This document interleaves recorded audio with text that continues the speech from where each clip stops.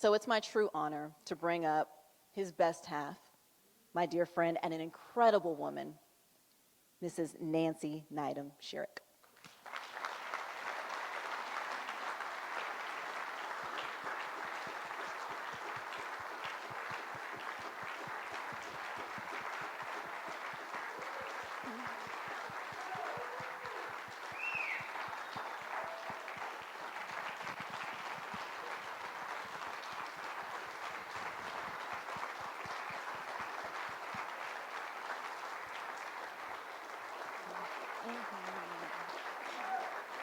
No. I think that would be good.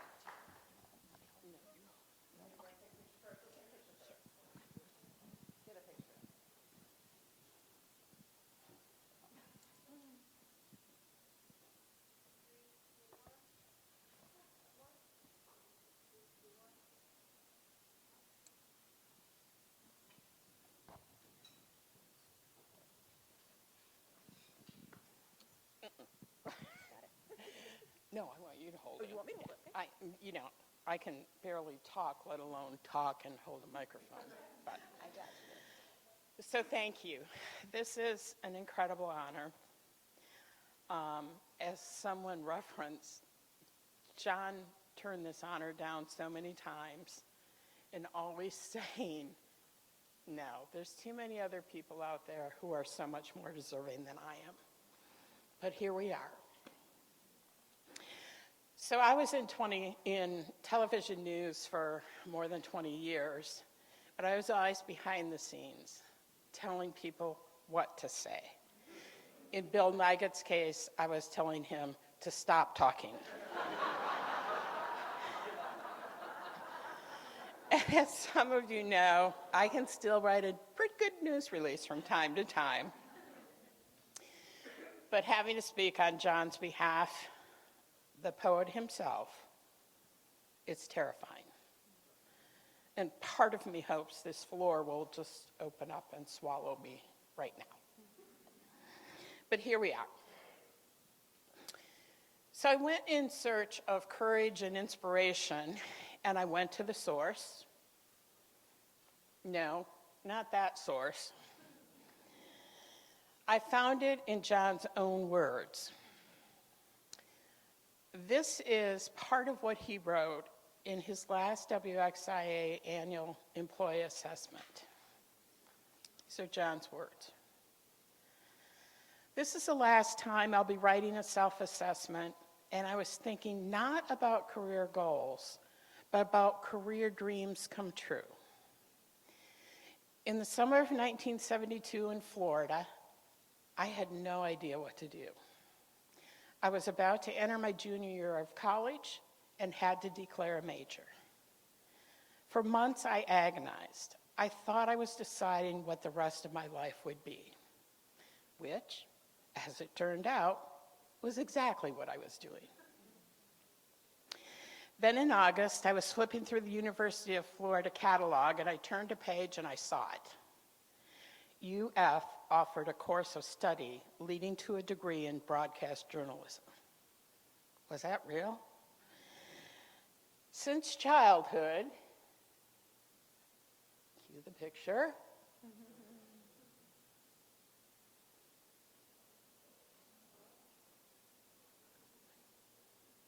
Okay, well, picture in your mind Jon dressed up on Halloween as a news reporter when he was probably 10 years old. I think there's a reason why that picture didn't show up.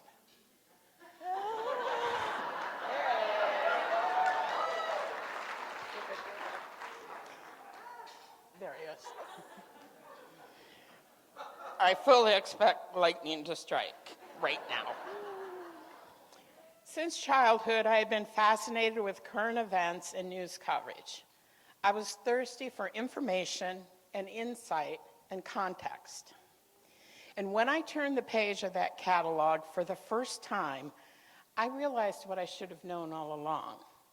Maybe I could do that work. It was a moment of clarity like few others in my life. I could do what I love, or at least try to do it. And for whatever reason, there was still an opening in the UF College of Journalism and Communications for the fall of '72. I got in.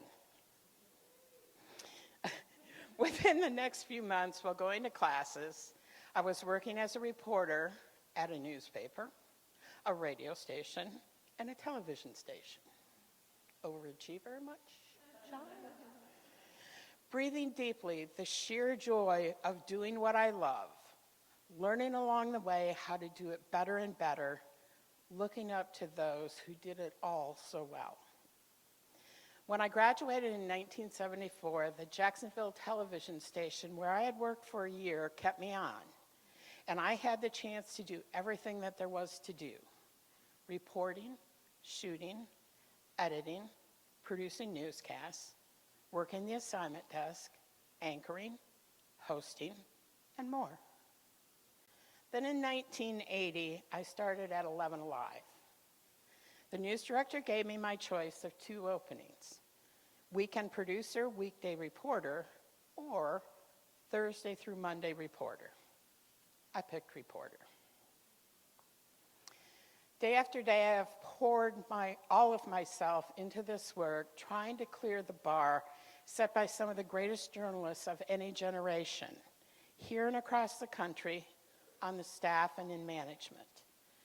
And grateful through the good days and bad days that I've been able to do what I love, trying to help people who need information and insight and context.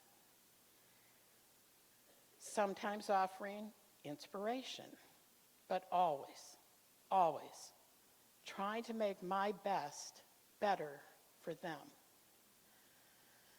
The stories where I especially excelled were not only the top of mind big stories everyone was covering that day, but my best stories were also rooted in the unique angles that I saw.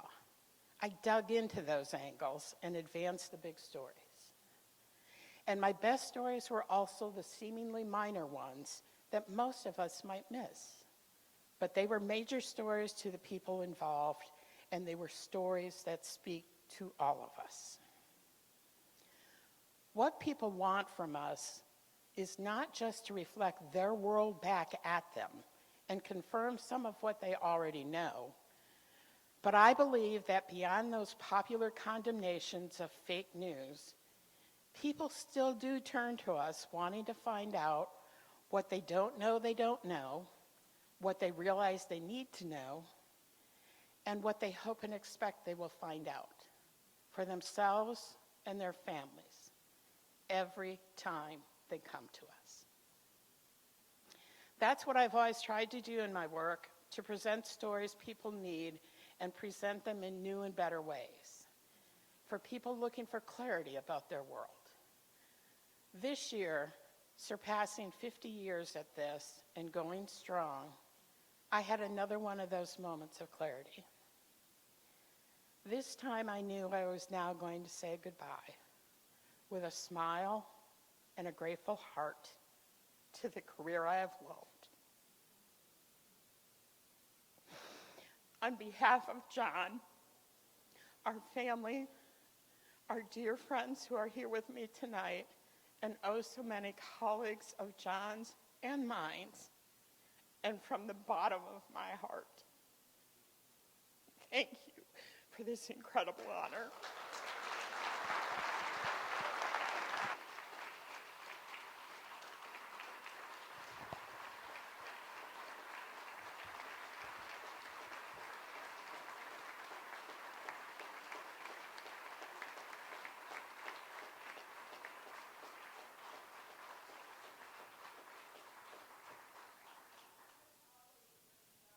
Steps here.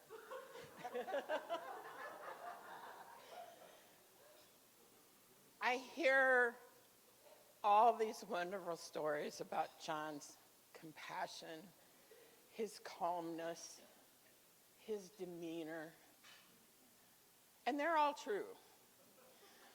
But here's a story nobody knows. I went to Channel 11 to produce an hour from 5 to 6. We had been doing like a 5 to 5:30, and then Inside Edition, and then the 6 o'clock news. But in preparation for the Olympics coming in a couple of years, they decided that they wanted to make it a full hour and a half straight through from 5 o'clock till 6:30 when nightly news came on. Well, a lot of you know that Jon, for years and years and years, covered the legislature. But there would come a time every spring when the legislature adjourned. So one day, Jon was out on a story. I don't even remember what the story was. And at about 2 o'clock, we learned that a young high school student, A student, sports star, had taken a different route home. He usually walked home with his friends. For some reason, the friends were tied up, and so he walked home alone, and he decided to take a shortcut, and unfortunately, the young man was killed. So this happened about 2 o'clock in the afternoon. So we're running into, crazy time for reporters and meeting deadlines. So he was the only reporter in town and was the only reporter whose story was expendable that day. So he got the call, Jon, you got to go cover this breaking news. I was like, oh my God, it's so late in the day. I don't have anything. How am I going to get it? You want me live at 5, 5:30, 6 o'clock?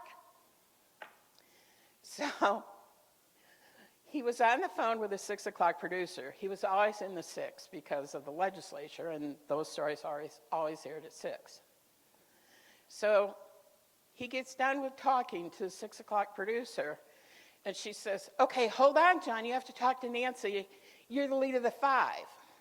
She hands me the phone. I can already hear him fussing. And he fussed and fussed. I don't have a live truck. How am I going to get a live truck? Who's going to edit this? I got to get interviews. I got to do this. On and on and on this went. And I said, are you all done now? Because you're still the lead of the 5.